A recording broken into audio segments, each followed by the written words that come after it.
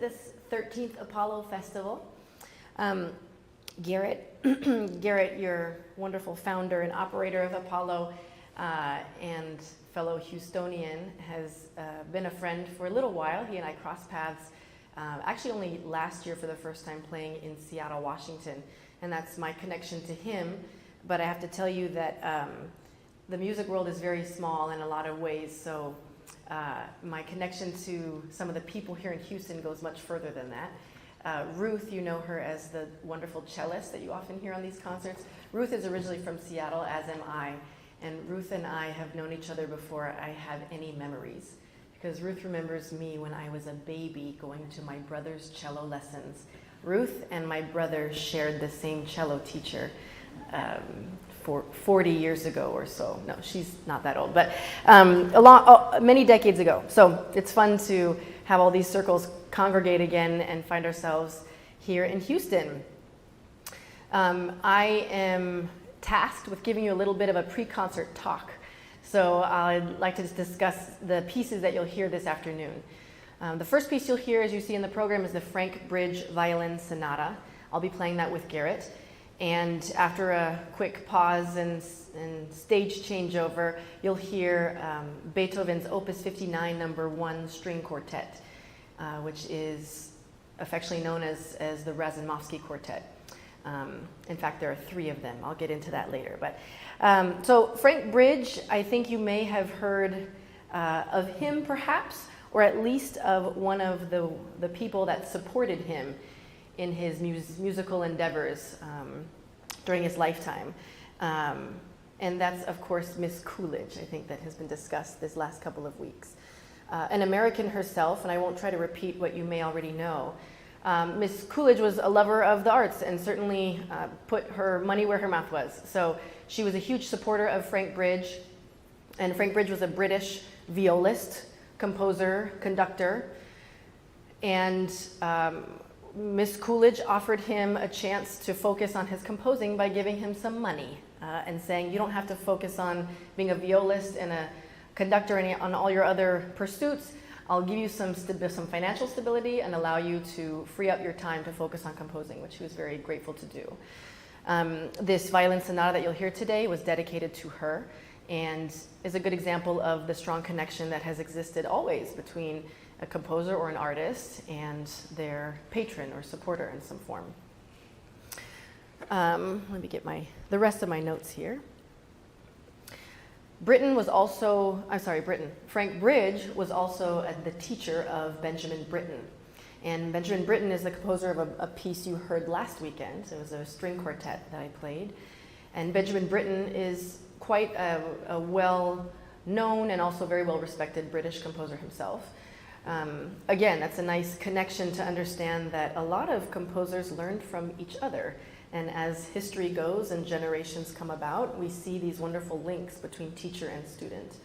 So Frank Bridge, having taught Britten, is an important connection to a lot of the repertoire that you play from Britten. To be honest with you, as an orchestral violinist myself, I play more Britten than I do Bridge, but it's important to know that link.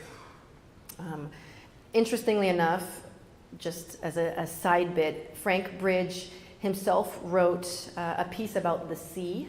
You may have heard Debussy's La Mer, of course, the sea. And actually Frank Bridge wrote a piece about the sea as well 6 years after Debussy did. So again, even if Frank Bridge's name is maybe not as commonplace as Debussy or Britten or Beethoven, he is certainly embedded in the fabric of musicians and musical connections. Incidentally, Britten also, in tribute to his teacher, again, kind of exploring this link between people, Britten did write specifically a piece dedicated to his teacher. He wrote a tribute with affection and admiration. This was a piece, variations on a theme by Frank Bridge, and that's a piece that's played. I've played it actually a few years ago, and that's by Benjamin Britten. This idea that patrons or supporters influence or allow art to happen has been true for centuries and centuries. I'd like to make a pivot now and sort of express to you that Bridge and Beethoven are similar in the way in which their compositions came about, but are quite distinct from, let's say, the Mozarts and the Haydns. So Beethoven and Frank Bridge would be in the cohort of composers that were more like freelance composers. I often think of Beethoven as actually the first freelance composer there ever was. And the reason for that is because before, again, with the Mozarts and the Haydns of the day, those composers were attached very directly to large, influential, oftentimes sacred or associated with a church kind of support. So Haydn was directly associated with the Esterházy house, and Mozart, of course, in Salzburg and then later in Vienna. And their patrons or houses of patronage would have supported Haydn and Mozart in a very direct way and said, I want you to write this for the church service, or I want you to write this for this holiday, or I want you to write this for my daughter's birthday, or whatever the occasion. The assignment would be given to someone like Haydn or Mozart, and the assignment would be given and some direction would be given too. And the person giving the assignment and direction would also have a little bit of stake in the game, because when the piece came back, they might have something to say about it. You know, I don't like this, or I want you to change that, or try that again. When you get to Beethoven and then a bit later Bridge, those kinds of composers, let's say post Beethoven, were much more independent. That's why I call Beethoven a freelance composer. Beethoven still had people asking him to write for them and giving him assignments, if you will. But Beethoven considered himself a freer spirit, I guess, and certainly wasn't going to give you exactly what you wanted in the way that you wanted, and he wasn't going to let you edit his work. So in that sense, there's a departure from how patronage sort of worked. And again, we have Bridge and with his connection to Coolidge being an example of that kind of collaboration. You'll hear in the Frank Bridge sonata, the violin sonata, you'll hear post-romantic writing, you'll hear sort of an entrance into modern kind of string writing. I won't say that you'll hear the lush melodies in the Bridge that you will hear in the Beethoven. The Bridge is orchestrated, it's through composed, so even though you see movements listed on your program, the piece will not have pause in between the movements. We'll go straight from beginning to end. There are 3 movements, I think, listed in your program today. I will also say to you there's an argument to be made that there are 4, because after that 3rd movement that you see, there's a bit of a tail end handful of minutes that is very much like the beginning of the piece. And some might argue that that is a movement in and of itself. So you can consider this Bridge sonata in 3 or 4 movements, either an ABC, big long C form, or perhaps an ABCA in the case of the 4 groupings.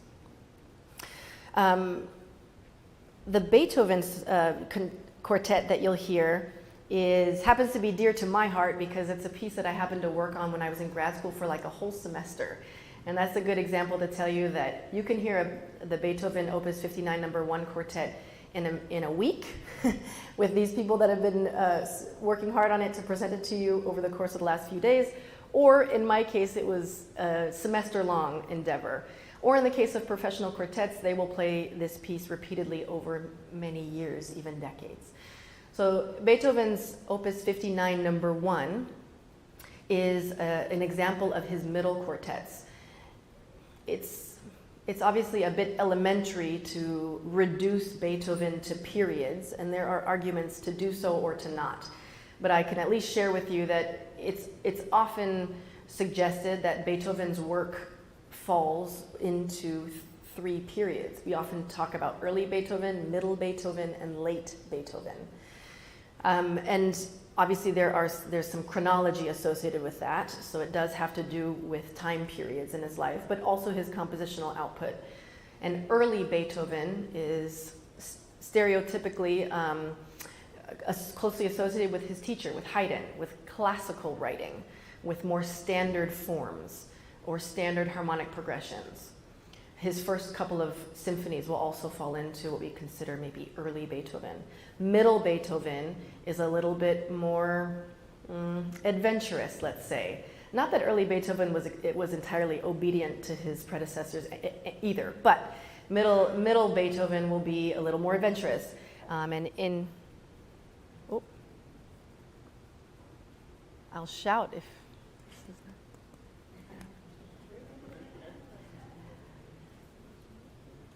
I'm looking for a little help back there.